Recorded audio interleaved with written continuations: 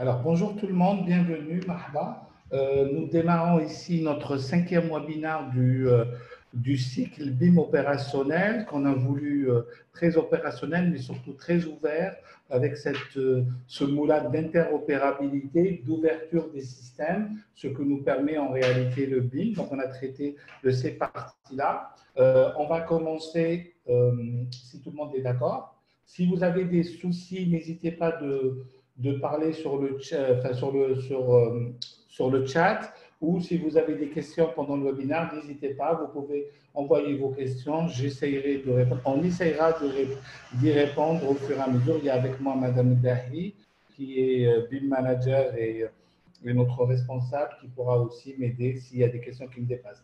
Je commence aujourd'hui par vous souhaiter Saha Aidkom, Aidkom Mubarak pour tout le monde, Saha Ulhna pour tout le monde. Que vous soyez tous en bonne santé et que voilà, Aidkom Mubarak encore une fois. Aujourd'hui, on va parler des extensions de Revit et ce qu'on appelle les API. C'est-à-dire qu'on va parler d'API et plus spécialement d'un ensemble d'outils qu'on appelle BIM Interopérabilité Tools, qui sont des outils gratuits fournis par Autodesk. Et vous verrez encore plus spécialement, je vais parler de Model Checker, qui est un outil qui va nous permettre de vérifier les performances de nos fichiers Revit. C'est-à-dire qu'on va avoir des outils qui nous permettent justement de vérifier est-ce que mes fichiers Revit tiennent la route, ne tiennent pas la route, etc. Par rapport à ça. Je tiens au début à remercier tout l'ensemble des animateurs de ce cycle. Donc, je pense à Fadela de Multisys qui nous avait fait une présentation sur la synthèse architecturale sur Revit et sur AutoCAD. Madame Dahi qui est avec moi et surtout Juste aussi qui nous a fait une animation sur la transition vers le username d'Autodesk. Rapidement, vous connaissez déjà EPFI, qui est une société de droit algérien. Nous sommes une société basée à Del Ibrahim. Nous intervenons essentiellement dans 4 domaines. La formation en premier, nous sommes centre de formation agréé par l'État. Nous sommes centre Autodesk agréé pour la partie formation et certification. Nous sommes revendeurs de solutions logicielles chez Autodesk, Alpi et d'autres éditeurs. Nous sommes partenaires Faro sur la partie scanner 3D, donc mesure 3D, etc. Donc revente scanner, accompagnement, formation. Et nous avons aussi un service, on produit aussi du service, surtout du scan to BIM, donc avec de montage de maquettes, d'accompagnement dans le BIM, etc. Donc n'hésitez pas à nous contacter pour l'ensemble de vos projets. Nos références, je passe rapidement. La série de webinaires qu'on fait est déjà disponible sur nos réseaux sociaux, sur le web, sur Facebook, sur Twitter. Pour ceux qui ont raté, on a mis en enregistrement, l'enregistrement de l'ensemble des webinaires que vous pouvez regarder. Alors, on a voulu une série de webinaires. Donc, le premier était sur AutoCAD et Revit. Donc, vous voyez toujours cette notion d'interopérabilité. Bon, le username, c'était un truc en plus, c'est une demande de nos clients. On a parlé de la gestion de l'information des propriétés, des attributs, des paramètres. Donc, vraiment la data dans le modèle.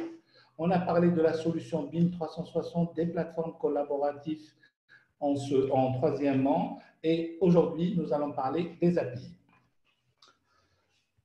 Et bien sûr, alors je répète aussi mon invitation à vous tous. Si vous avez des sujets que vous souhaitez qu'on traite ensemble, n'hésitez pas à nous envoyer des mails, de nous consulter. Ou si même vous-même vous êtes un expert sur un sujet et vous voulez qu'on organise ensemble un webinaire, qu'on discute, n'hésitez pas à nous contacter. Vraiment, notre but, c'est vraiment de faire de développer notre communauté technique en Algérie et aussi en Afrique, parce qu'il y a beaucoup d'amis africains qui nous rejoignent, d'amis francophones. Et l'idée, c'est vraiment d'échanger de manière à apprendre les uns des autres et aussi à développer ce réseau-là. Pour ce qui est d'aujourd'hui, donc une petite intro, on va parler de Revit comme une base de données avec un premier API qui s'appelle RevitDB. Donc, c'est un ODBC qui permet justement de lier Revit à d'autres bases de données. On va parler légèrement de Dynamo. Je ne vais pas rentrer dans le détail et expliquer ce que c'est. On va parler des Revit Apps. Donc, qu'est-ce que les apps, quelles sont les applications qu'on intègre sur Revit. Et en dernier, on va parler d'Autodesk BIM interopérabilité de ces outils-là. Alors, en commençant, nous commençons par parler aujourd'hui de qu'est-ce qu'un API. L'API, c'est quoi? C'est une interface de programmation applicative. Ça veut dire que chez Autodesk, on utilise la plateforme Forge, qui est une plateforme gratuite, qui permet à des développeurs d'ajouter des outils et des applications tierces qui vont justement interroger Revit, interagir avec Revit ou avec les autres applications, on parle de Revit parce qu'on est sur les API de Revit, et qui vont rajouter des applications tierces et des fonctionnalités supplémentaires. L'idée, elle est là. Ça veut dire que vous, si vous êtes programmeur informatique ou vous développez, vous pourrez développer une application que vous mettez à disposition des autres utilisateurs, soit gratuitement via la plateforme, ou soit payante. Si on a un gros développement, en général, on retrouve les deux, on trouve une application gratuite avec des fonctions de base et la fonction, on va dire la version pro qui va être payante. Ici, alors, première chose importante, Revit est une base de données. Ça, c'est quelque chose de très important. Tout ce qu'on fait dans Revit, c'est enrichir une base de données. Quand on dessine de la géométrie, quand on rajoute de l'information, on est en train d'enrichir une base de données, de l'information. C'est un format dédié, c'est un format spécifique. C'est une base de données relationnelle. Donc, il y a des relations avec des identifiants uniques. Vous voyez là, j'ai mis le schéma. J'ai mis le schéma des bases Revit et des tables, des interactions des tables. Revit est aussi le premier point d'entrée à une base. Les informaticiens, je pense qu'il y en a avec nous aujourd'hui, vous diront toujours, une base de données a besoin d'interfacer. Elle a besoin d'outils qui va nous permettre justement de l'aborder, de rentrer des données. Et on a la deuxième manière de l'aborder, c'est les API. Les API offrent un moyen très efficace d'automatiser certaines tâches et d'interroger la base et d'aller travailler avec cette base-là. Alors, je vais faire ma première démo. Je vais démarrer Revit ici. Là, j'ai ouvert Revit avec un petit projet. Et quand on regarde ici dans mes outils, j'ai un onglet ici qui s'appelle Complément. Et dans Complément, j'ai ici un outil qui s'appelle Revit DB Link. Donc, Revit base de données. Les compléments, c'est des logiciels qu'on installe, qu'on va télécharger, on les verra tout à l'heure à partir du store Revit, donc avec de Revit App, mais aussi la plupart des outils API qui sont fournis par Autodesk, vous allez pouvoir aussi les charger, les installer, je vous le conseille d'ailleurs, par votre interface Autodesk unique. Vous allez vous connecter sur votre interface de gestion Autodesk. Il y a un onglet qui s'appelle mise à jour et applications. Et là, vous allez retrouver l'ensemble de ces éléments-là. Donc, le Revit DB Link, c'est cet outil-là qui est ici. On l'a aussi, les gens ne font pas attention quand vous êtes dans le fichier exporté, vous allez avoir ici exporter ODBC, quelque part par là, voilà, base de données ODBC. Donc, on va exporter la base. On peut l'utiliser là ou là, c'est pareil dans ce cas-là. Je vais faire ici, je vais aller exporter ma base de données. Là, il me dit, qu'est-ce que je veux? De l'Access 2003, de l'Access 2005 ou d'autres liens ODBC. Dans ma machine actuellement, j'ai que de l'Excel, mais si on avait d'autres, on va dire d'autres logiciels de base de données installés, Oracle ou autres, on aurait aussi ce lien-là. Là, je vais faire Access 2007. Je vais créer une nouvelle connexion et je fais exporter. Je lui donne un nom. On va l'appeler export DB, export DB webinar. Donc je suis dans le programme maquette revue, maquette exemple, enregistré. Et là, il va aller exporter la base de données. On est ici en train d'extraire la base de données. Ça prend toujours un peu de temps, le temps d'extraire la base de données.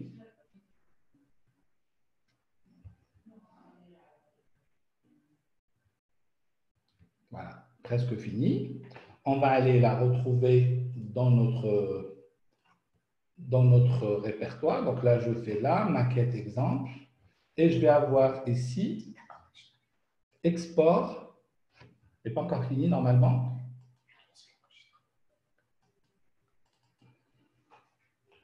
Et là, j'ouvre ma base, mon Access. Là, on ouvre mon Access. Bon, encore d'utilisation, parce qu'il n'a pas encore fini d'enregistrer. On l'a un peu pressé. Donc, je reviens dessus. Et là, vous voyez, j'ai toutes mes tables. Si je vais ici dans outils base de données et je lui dis d'afficher par exemple les relations, on va trouver l'ensemble des tables Revit avec la relation entre le numéro omniclass, l'ID unique, l'ID Revit, etc. L'ID unique étant justement l'ID unique étant l'identifiant unique à l'intérieur des bases de données. Alors, je reviens à mes tables. Donc, je ferme la ronde et on va aller chercher, par exemple, une table. Je descends, on va prendre une table simple. Je vais aller chercher mes espaces. Je vais aller chercher en anglais, rooms, les pièces. Donc, voilà, rooms. J'ouvre ma table rooms et vous voyez ici, j'ai mes rooms avec toutes les informations que j'ai sur mes chambres. Le numéro, les références. Alors, j'ai ici, on va prendre occupation. Par exemple, ce qui est occupant. Là, j'ai aussi occupant. Là, j'ai la possibilité ici de remplir. Je vais aller dire que ce bureau-là, il est occupé, par exemple, par Debia. Ce bureau-là, il est occupé par Kamel. Cette possibilité qu'on a par l'interface Access, ça pourrait être aussi l'interface Excel, etc., de rentrer de l'information. Je vais rentrer aussi, je ne sais pas, je vais mettre Nazim, je vais mettre mon ami juste à côté, je vais mettre, etc. Je peux remplir une table. Je vais enregistrer, je viens de modifier ici ma table, je reviens dans mon Revit et je vais lui dire cette fois-ci ODBC et cette fois-ci je vais importer. Et là, on va importer ce qu'on vient de faire ici. Je fais enregistrer. Là, il est en train de charger la base. Et il me dit quelle table je veux importer. Vous voyez, toutes mes tables, elles sont là. Je vais lui dire, je veux importer la table rouge. Pareil, puisque c'est celle-là qu'on a modifiée. Là, il me donne son contenu. Vous voyez ici les enregistrements que j'ai faits. Sur ces 4 espaces-là, je vais juste voir où est-ce qu'ils en sont pour pouvoir les retrouver. Alors, 0,3, donc ça doit être au 3e étage. OK, on fait OK. Donc là, il s'affiche. Alors, là, il me demande le fichier journal pour lire l'info, ce n'est pas ce qui m'intéresse. Je vais aller dans le fichier 3, au 3e étage. Je n'ai pas les surfaces ici. Ah, surface ça. Je vais aller dans l'arborescence à l'endroit où j'ai les surfaces. Et on va aller chercher. Alors, on va faire quelque chose de particulier. Je vais aller chercher ici. Je reviens au bout. Et vous voyez, il y a un ID ici. Je vais copier l'ID ici. Et je vais faire une recherche dans Revit par l'ID. On va ici, c'est dans Gérer normalement. On a Recherche ID, ça doit être celui-là, sélectionné par identifiant. Je colle et je fais Afficher. Je fais OK et c'est bien cette table-là. On va la sélectionner. On l'a sélectionnée. On va regarder ses propriétés ici. Et normalement, je devrais avoir un occupant à cette propriété-là. Voilà. Occupation, on a bien des biens qui occupent cet espace-là. Je peux faire une deuxième recherche sur le deuxième. Tiens, je vais aller voir le bureau de mon ami juste ici. Je fais CTRL-C. Je vais aller faire une recherche par propriété. Donc, vous vous rappelez bien, c'était dans Gérer. Recherche par ID. CTRL-V. Afficher. Et je fais OK. Ah ben, il y a un bureau qui est là. Je le sélectionne et vous voyez bien que l'occupation ici, c'est bien. Si vous voyez bien, je fais des petits ronds là pour que vous puissiez voir. On a bien cette occupation-là. Je pourrais même la marquer dans l'étiquette, etc. Donc, vous voyez bien l'intérêt de cette opération-là. Bien. Alors, j'ai Madame Dahi qui est très inquiète. Elle me dit, elle confirme que les gens vous écoutent. Alors, si vous me faites un petit OK, c'est que vous m'écoutez. C'est vrai, quand on parle seul. Alors, je vais fermer aussi mon fichier. Je ne vais pas enregistrer. Je vais lancer l'ouverture de fichier qui va servir pour le prochain exercice. Et je vais le laisser charger pendant que je reviens à mon PowerPoint. OK, j'ai reçu des OK. C'est sympa. Merci beaucoup. Voilà, là, il se lance. Je reviens à mon PowerPoint ici. Et on se met en mode plein écran. Là, je vais continuer. Alors, voilà. L'autre entrée, voilà, celui qui se charge. Hop, je reviens ici. On va se mettre en mode plein écran. Donc, je disais là, l'autre point d'entrée, c'est Dynamo. Dynamo, c'est de la programmation visuelle. Alors, ça pourrait faire l'objet d'un tout un webinaire autour de ça. Ça veut dire à partir de clés, à partir d'identifiants, on va pouvoir charger de l'information ou extraire de l'information et aller la ramener. On peut créer des moulinettes. Alors, ça peut être de l'information, on va dire, documentaire, texte, etc. Mais ça peut être aussi de l'information géométrique. Hein. Je pourrais installer des objets, installer des portraits, des scripts, vérifier des tableaux, ouvrir des vues, fermer des vues. C'est vraiment illimité. On est vraiment dans un langage scripting qui est très important. Alors, Revit App. Donc, vous voyez, Revit App ici, c'est tout simplement la plateforme qui vous permet d'aller chercher. Alors, il y a des applications pour tout pratiquement. Mais vraiment, il y a des applications pour tout. Alors, je vous en ai choisi une que je voulais vous montrer. Ça s'appelle Convert Revit Room to 3D Mass. Le but, c'est tout simple, c'est tout simplement de convertir ici, donc vous voyez, là, je suis dans le app, et on a ici, une petite vidéo, on va la faire tourner pendant que je vous parle. Donc, vous voyez ici, le but, c'est de prendre des surfaces, des espaces, et de les convertir en volume 3D. Ce qui permettrait, par exemple, d'aller englober un ensemble d'objets, de calculer des volumes, bon, je le fais par défaut, mais aussi de savoir si les objets sont dans ces volumes-là. Vous voyez, c'est une des applications possibles. Là, vous voyez, on sélectionne nos objets. Donc, on vérifie bien qu'il y a tous les espaces. Là, il fait une vérification avant. Voilà. Et vous allez voir rapidement, on va créer une surface, un volume. Et ça permettrait, par exemple, d'aller vérifier est-ce quel mobilier est dans ce volume-là. Tous ceux qui sont à l'intérieur du mobilier, je vais pouvoir leur donner, par exemple, des informations, leur donner des propriétés, leur donner des attributs. Donc, vous voyez, c'est à vous maintenant d'exprimer vos besoins, de les regarder et d'aller derrière chercher les solutions. Vous voyez, hop. Je vais juste vous laisser, ça ne dure pas longtemps, ça dure moins de... Voilà. Et vous voyez le résultat, on a bien ici, au lieu d'avoir des surfaces, on a vraiment des pièces avec des volumes. Donc, vous voyez, et là, je suis dans Revit App. Alors, je vais revenir, je vais effacer ici pour revenir à la base. Hop, je ne trouve pas.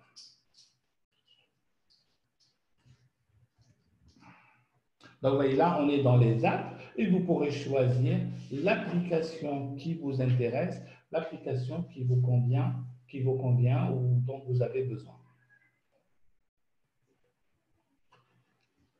Donc, je reviens ici et on attaque aujourd'hui notre Autodesk BIM Interopérabilité. Alors, c'est un outil très puissant qu'on va pouvoir installer. Donc, on va avoir plusieurs outils, il y en a 5 globalement. On a un outil de classification, donc ça permet d'aller utiliser une base de données et d'affecter des classifications. Le modèle Shaker qu'on verra en détail, qui est un modèle qui contrôle la conformité de la charte BIM, de la maquette, qui contrôle le fichier. Un outil qui va nous permettre d'exporter. On exporte déjà d'AutoCAD par défaut, mais ici, on va pouvoir personnaliser. Si vous avez fait des exports à partir de Revit, souvent, par exemple, il va nommer les calques comme il veut, lui, il va donner les couleurs qu'il veut, enfin, par défaut, ce qui est par défaut. Là, on va pouvoir intervenir sur ça.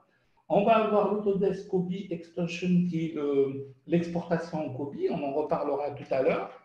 Alors, ce que je voulais vous montrer, pour installer cette application-là, moi, ce que je vous conseille toujours, c'est d'aller sur le site d'Autodesk.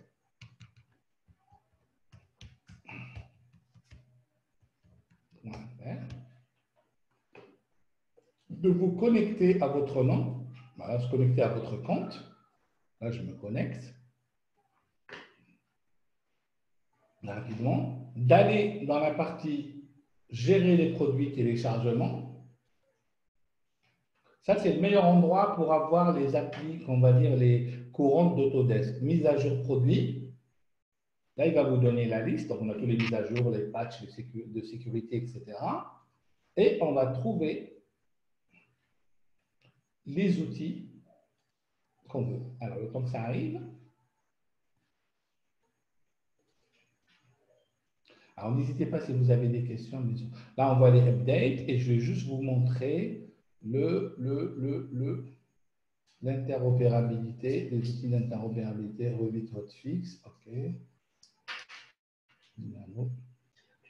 Alors, BIM interopérabilité, tools.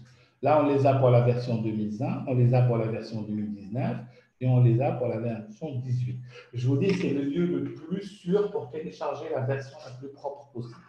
Vraiment, vous l'avez. Pour ceux qui ont un abonnement, qui ont une souscription Autodesk, ça fait partie des services Autodesk et c'est là où vous allez les retrouver. Donc après, vous téléchargez et vous installez. Vous voyez, ça fait 9 mégas. Une fois que vous les installez, moi je ne vais pas faire l'install, ça prendrait un peu plus de temps avec le téléchargement.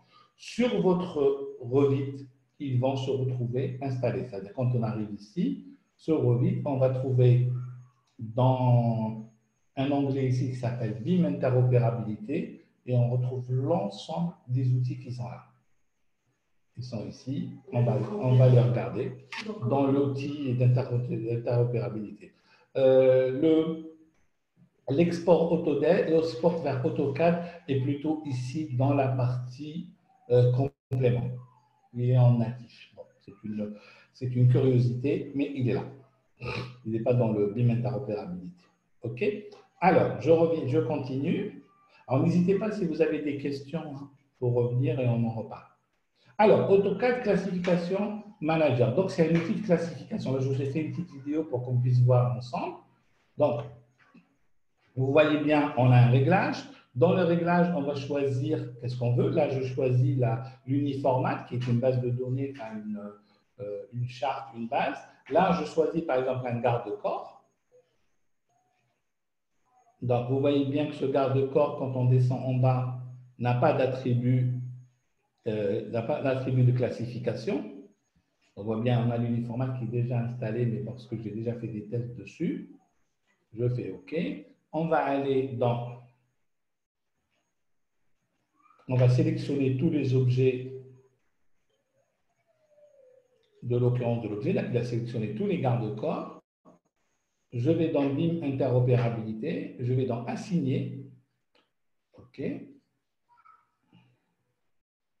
Là, on choisit c'est quoi comme objet. Donc, vous voyez bien, on est sur une... Alors, je suis en train de chercher mes garde-corps tout simplement. Donc,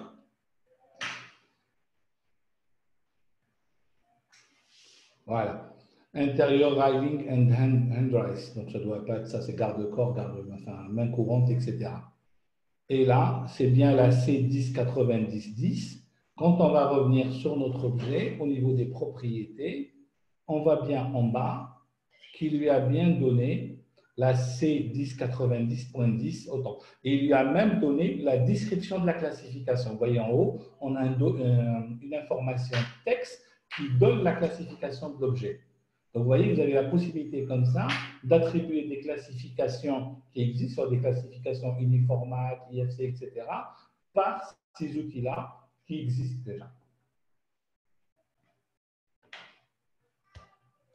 Alors, AutoCAD DWG Exporter. Donc, vous savez tous, quand vous exportez à partir de Revit de l'AutoCAD, par défaut, il a déjà un template. Il a quelque chose avec les noms de calque, il met les murs, etc. Avec cet outil-là, moi, je ne vais pas rentrer trop dans le détail, c'est assez technique parce qu'il faut aller chercher les dalles, les propriétés, les matériaux, etc. On a la possibilité de définir les calques. On a la possibilité de partager les coordonnées, de dire quelles coordonnées j'utilise, où est-ce que je les mets, etc. On a la possibilité d'exporter les familles en blocs avec attributs. Ça, c'est vraiment très intéressant. C'est-à-dire qu'on a dessiné des choses dans Revit et on va pouvoir les ramener et les mettre à bloc attributs. Et on a aussi la possibilité d'utiliser un template, d'utiliser un AutoCAD template. Donc, on a une charte graphique interne d'AutoCAD qu'on va lui dire de Revit, quand il exporte, eh bien, exporte avec cette charte-là. L'intérêt, il est là, c'est-à-dire que je vais exporter avec cette charte-là. D'accord?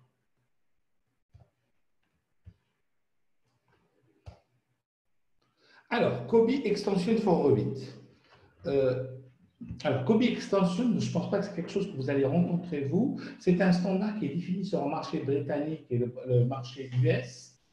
Et ça devient un vrai standard, c'est-à-dire qu'à un moment donné, l'idée principale, c'est de partager, de séparer la data dessin de la data information. C'est-à-dire quand on demande à quelqu'un de rendre un projet, on va lui demander de rendre l'information au format COBI. Et Autodesk a développé un outil qui permet justement l'extraction à partir de Revit de COBI. Alors, je vais vous faire une petite démo par rapport à ça. Je vais revenir sur Revit. Alors, là, on a notre projet. Je vais prendre juste une vue, n'importe laquelle en vue 3D. Hop, prendre n'importe quel état, juste pour qu'on ait quelque chose de joli à l'écran. Voilà, j'ai mon projet. Je le tourne un peu vers moi. Ma maquette exemple. Je vais vérifier aussi que mes liens ils sont là parce que des fois j'ai des liens qui sautent. Tout est chargé, c'est très bien. Et on va retourner ici dans outils d'interopérabilité. Et on a ici au niveau d'extension COBI, donc vous voyez c'est l'extension COBI. On va commencer toujours par configurer le contact, c'est une obligation. Toujours configurer un contact. La configuration, c'est quelque chose d'assez standard. Hein. Là, vous voyez, j'ai configuré moi-même. Je peux ajouter un contact. Allez, je vais acheter défini par moi. Email, tiens, je vais prendre Derbia. Ça vous permettra aussi de retenir nos mails. Hein. epific.com. Société Epific. Téléphone, c'est le 0560 02 29 69. Et là, on a la catégorie. Si je clique ici, théoriquement, il va me proposer des catégories. Si ma base monte correctement, sur le rôle. Alors, voilà, vous voyez. Alors, on va la mettre où? Design and Approval Information, Design and Drawing, Design Drawing. J'ouvre ici et j'ai ici des métiers que je vais pouvoir, je vais la mettre dans le management peut-être. Alors, Project Information Management, je vais mettre dans le management plutôt que dans le design. Benefit, Bin Execution Plan. Allez, on va la mettre en Bin Execution Plan, donc ça le prénom. Vous voyez, la configuration est assez simple, c'est vraiment des masques dans lesquels on va configurer. J'enregistre, je peux enregistrer et fermer ici. Deuxième chose à faire, c'est configurer le projet pour faire l'export COBI. On va configurer le projet. Donc, première chose, de choisir, on est aux États-Unis ou au Royaume-Uni parce que ce modèle-là est valable pour ces deux pays-là. On choisit des unités linéaires. Est-ce qu'on prend par défaut que sont utilisées par le projet? Est-ce qu'on convertit en millimètres ou mètres ou pouces? Parce que pareil, les unités de surface, les unités de volume, les standards de calcul de surface. Est-ce que je calcule plein? Est-ce que je réduis? Est-ce que je prends les surfaces moins de 1,20 m, moins de 1,80 m? Il le fait. Est-ce que j'utilise l'identifiant Revit ou l'identifiant Guide global unique? Ici, je choisis, parce que dans ce système-là, tous les objets font référence ou à une pièce ou à un espace. Est-ce qu'un espace 3D, est-ce qu'une pièce? Donc, je peux décider pièce pour tous, espace pour les MEP, pièce pour les autres, etc. Je configure ici le type de planche. Là, je peux rajouter des éléments. Au niveau des composantes, pareil, qu'est-ce que j'affiche comme information? Les étiquettes ici, et je décide aussi quel objet je vais prendre. Là, je vais prendre porte et sol. Les coordonnées, c'est très important comment je les exporte. Les nomenclatures. Là, ça va permettre, en réalité, je l'ai déjà, si vous regardez ici, comme j'ai déjà lancé la commande dans ma préparation, il crée des nomenclatures avec un indice COBI. Ça veut dire qu'il a déjà créé ces nomenclatures. Et on a ici le mapping.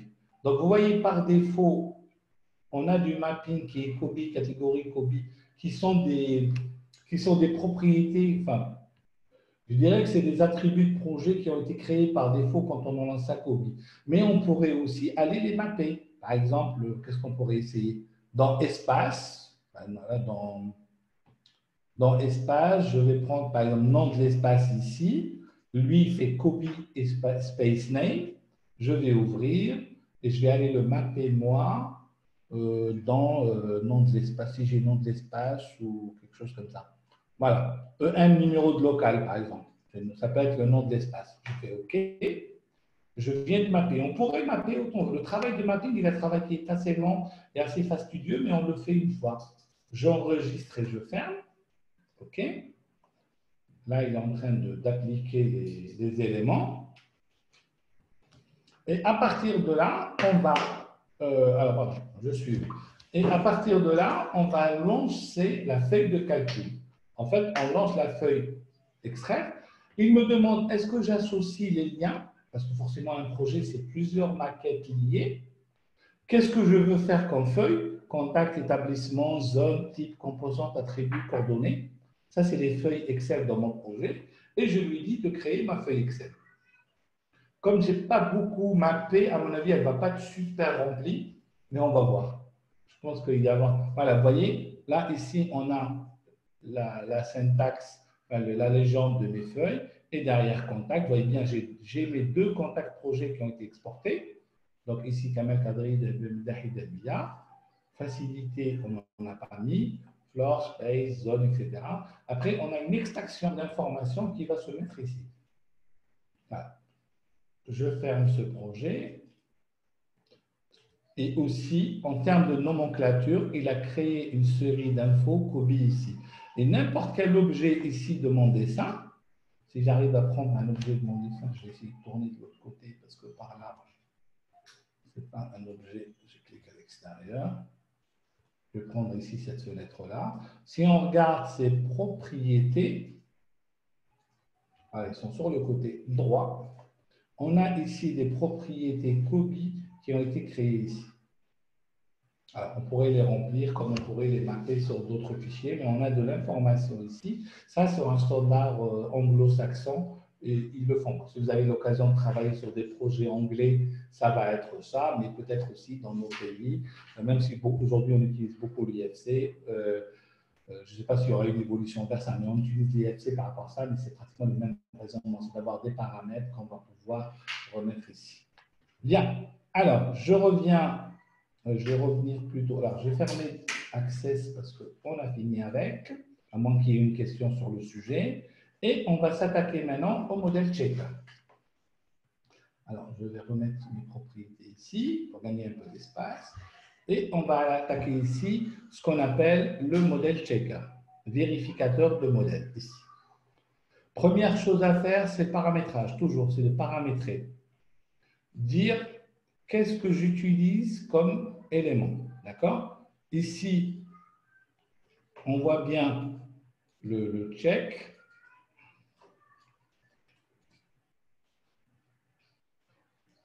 Okay. Là, on me dit qu'est-ce que je veux, les warnings, donc c'est les alertes, la taille du fichier que je veux surveiller, les éléments purgeables, les espaces de travail, les liens, les vues. Moi, je vais tout laisser par défaut. Je vais juste vérifier, et là, je vous conseille de le faire, c'est toujours de vérifier quelle version de Revit vous êtes en train d'utiliser. Là, je vais lui demander d'extraire du 2019. J'aurais été sur 2020 ou 2021, j'aurais demandé d'extraire du 2021. Je sauvegarde et je ferme. Et là, à partir de là, je vais lancer la génération du rapport. Là, je lui demande de lancer la vérification.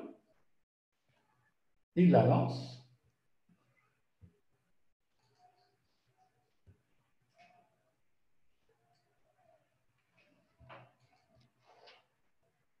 Voilà, il a lancé le rapport et il me demande sur quelle version il veut l'enregistrer. Je vais l'enregistrer en Excel. D'accord?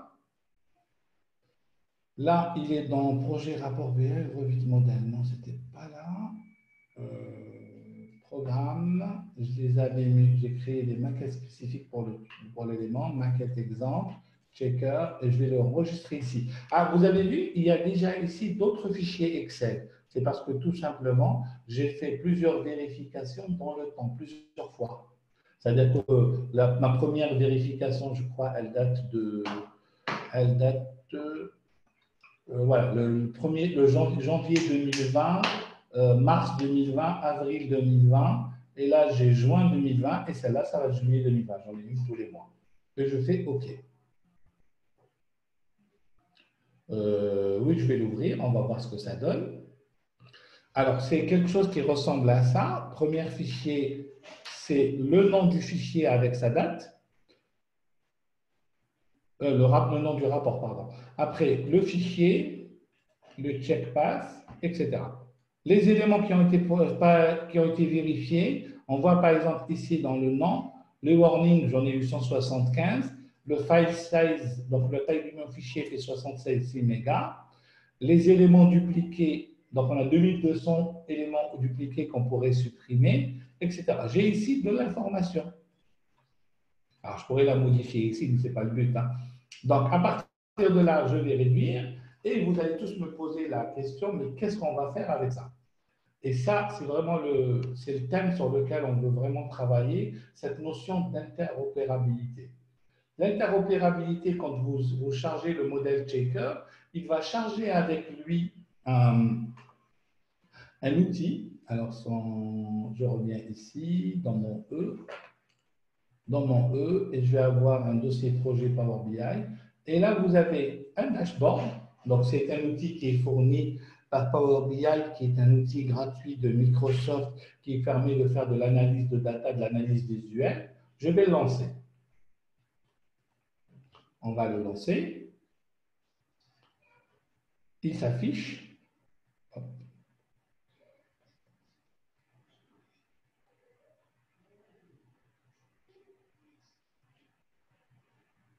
Là, il arrive.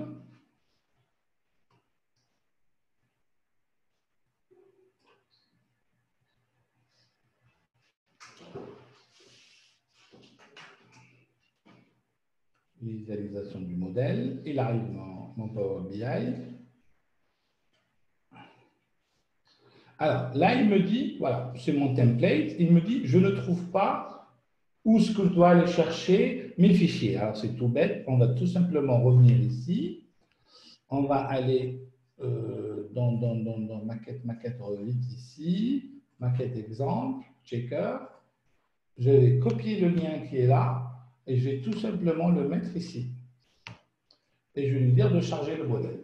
Ça veut dire qu'il va charger l'information qu'il y a dans le fichier.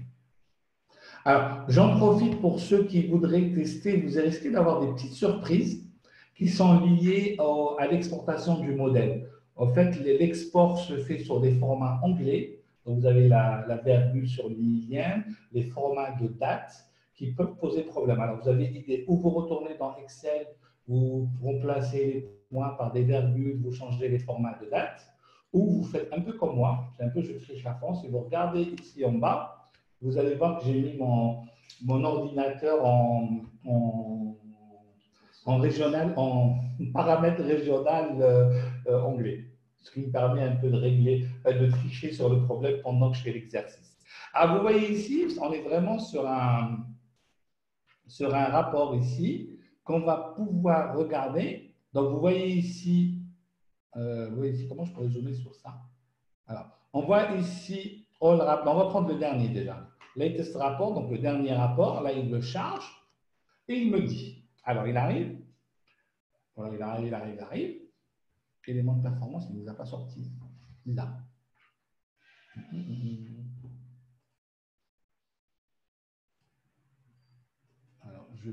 Alors, je vais tricher un peu. Je vais retourner dans le modèle et je vais prendre le dernier qu'on a créé aujourd'hui. C'est celui-là.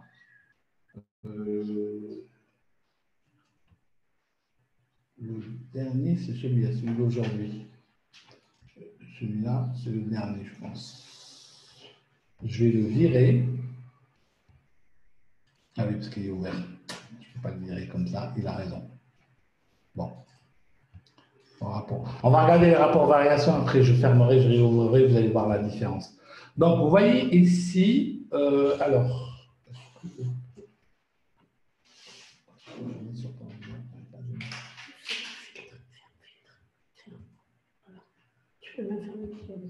voilà.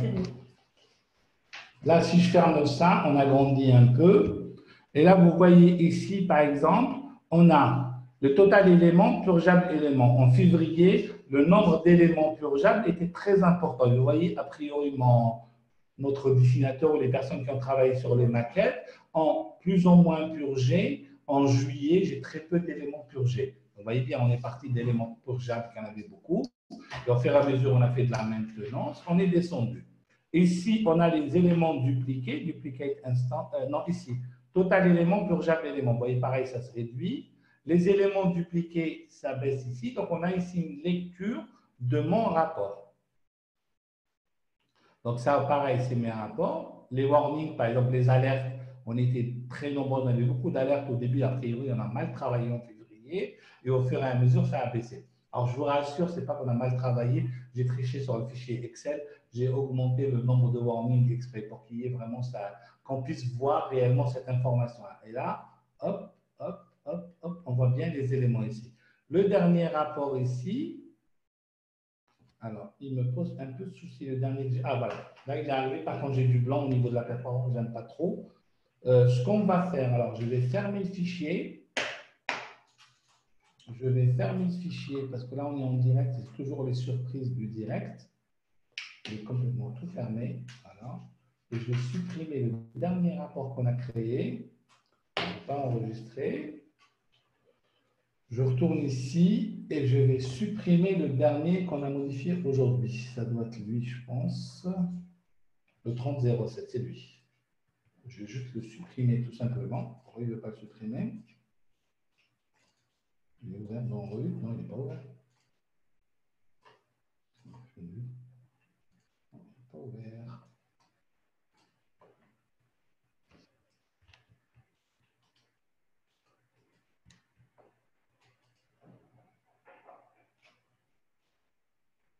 Ah, peut-être la feuille de calcul Excel est ouverte. Oui, pardon. Vous voyez, quand on est en direct, on perd des fois. C'est moyen de ne pas enregistrer. Et là, on va pouvoir le virer. Voilà, je le revire. Je relance mon Power BI. Ah non, parce qu'il a perdu de relancer. Parce que je n'ai pas enregistré le fichier, donc il ne va pas ouvrir d'autres rapports. On va essayer comme ça. Je vais aller dans l'ordinateur, je vais aller dans le E, Power BI, non, du template. On veut un template et Power BI, dashboard, et je vais ouvrir le dashboard. Là, je refais coller, normalement il y est toujours, et je charge.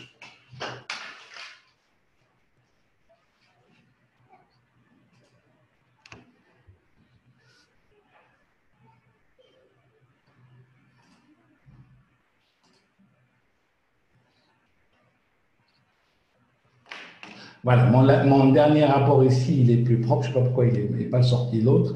Mais on voit bien ici que sur le dernier rapport, on a des indicateurs visuels qui nous indiquent, par exemple, des éléments de performance. Donc, on voit on a 30 modèles groupes, on a 185 familles, on a 2200 objets dupliqués. Le size, il est à 102. On a fixé, nous, dans notre charte, qu'on tolérait jusqu'à 200 mégas sur une maquette. Si une maquette dépasse 200 mégas, on verrait ici la jauge montée. Les warnings sont à 175, ça reste correct parce qu'on accepte jusqu'à 400 warnings. Tout ça, c'est des éléments que vous allez pouvoir paramétrer en disant, voilà, sur les purgeables éléments, ben, écoute, je tolère jusqu'à 300 parce que ça a une incidence directe sur la correction et sur la propreté de ma maquette. Comment ma maquette peut être. Et là, le BIM manager ou la personne qui contrôle, en ouvrant ce type de rapport et en contrôle qualité, elle va dire à la personne qui dessine, attention, dans ton modèle, il y a trop d'éléments purgeables, j'ai trop de warnings, il faut que tu corriges,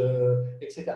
C'est vraiment des outils qui vont nous permettre d'analyser nos fichiers, que ce soit là du point de vue taille, alerte, etc., ou au point de vue de la charte, parce qu'on ne l'a pas fait, mais il existe aussi des gabarits qui vont vérifier est-ce qu'on a du respect, pas respect, jusqu'où on a les décalages. C'est quelque chose qui est relativement très important. Voilà. Je reviens à ma présentation. Donc là, la démo est finie. Et je suis arrivé au bout de ma démonstration. Donc, est-ce qu'il y a des questions dans la salle auxquelles on pourrait répondre ou discuter, ou même des ajouts, des commentaires, des choses que vous voudrez voir ou revoir? Profitez-en, on a un peu de temps.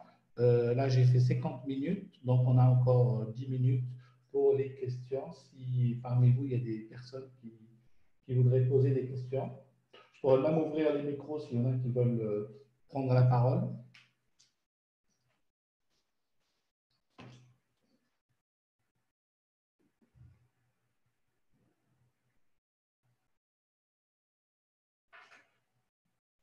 Alors,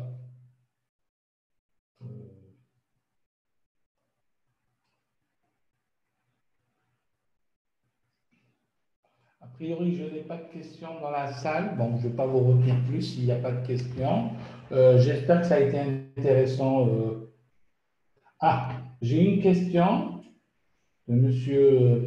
Je voudrais savoir comment élaborer une charte BIM s'il reste du temps suffisant pour ça. Alors, je vais laisser notre BIM manager répondre à ça. Davia va répondre. Bonjour. Alors, comment établir une charte BIM? Comment dire, c'est une vaste question et un vaste programme, parce qu'en réalité, une charte BIM, en général, elle est émise à partir d'une maîtrise d'ouvrage. Et quand j'ai dit ça, j'ai tout dit, mais je n'ai rien dit en même temps, parce que ça dépend des typologies de bâtiments et d'infrastructures dont il est question. Ça dépend aussi du type de passation de marché. Et donc, en réalité, ça se fait progressivement. Je m'explique. C'est-à-dire que la démarche la plus éprouvée avec des résultats plutôt satisfaisants aujourd'hui, c'est plutôt de démarrer avec quelques opérations pilotes qui permettent d'éditer des cahiers des charges.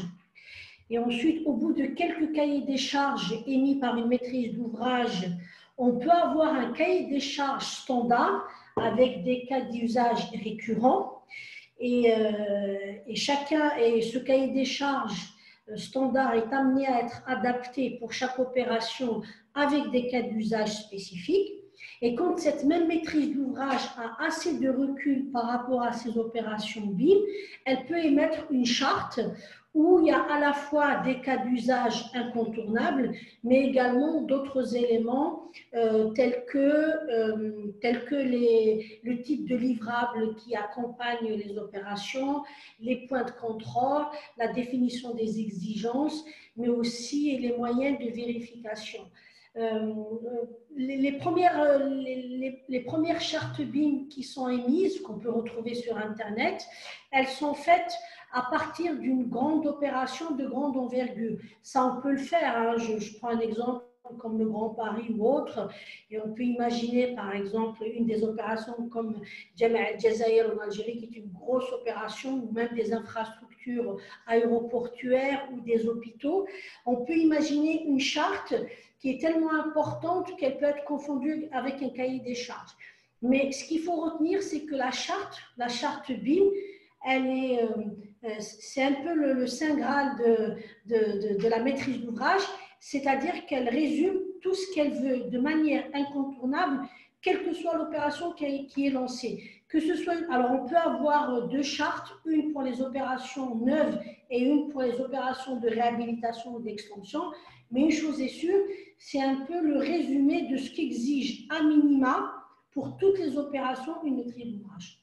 J'espère avoir répondu à votre question. Merci. Alors, toutes ces questions-là, on les aborde dans les programmes de formation qu'on a, nous, sur la BIM coordination, des choses comme ça. N'hésitez pas à venir vers nous pour qu'on puisse regarder réellement quels sont vos besoins et comment on pourrait vous aider là-dedans. Alors, je ne sais pas si on a répondu à la question, s'il y a d'autres questions.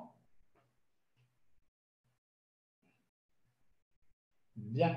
Alors, s'il n'y a pas de questions, bon, je rappelle qu'on reste à votre disposition, que ce soit sur les réseaux sociaux, LinkedIn, Facebook, si vous avez des questions, ou par mail que vous avez eu ou trouvé sur notre site. Donc, n'hésitez pas. L'enregistrement du webinaire en question va être disponible, je pense, d'ici demain sur notre site pour ceux qui l'auraient raté. Alors, je profite encore de cette occasion-là pour se souhaiter Sahaïdkom Mubarak, Kul Aam Antum Bkhair, et protégez-vous bien.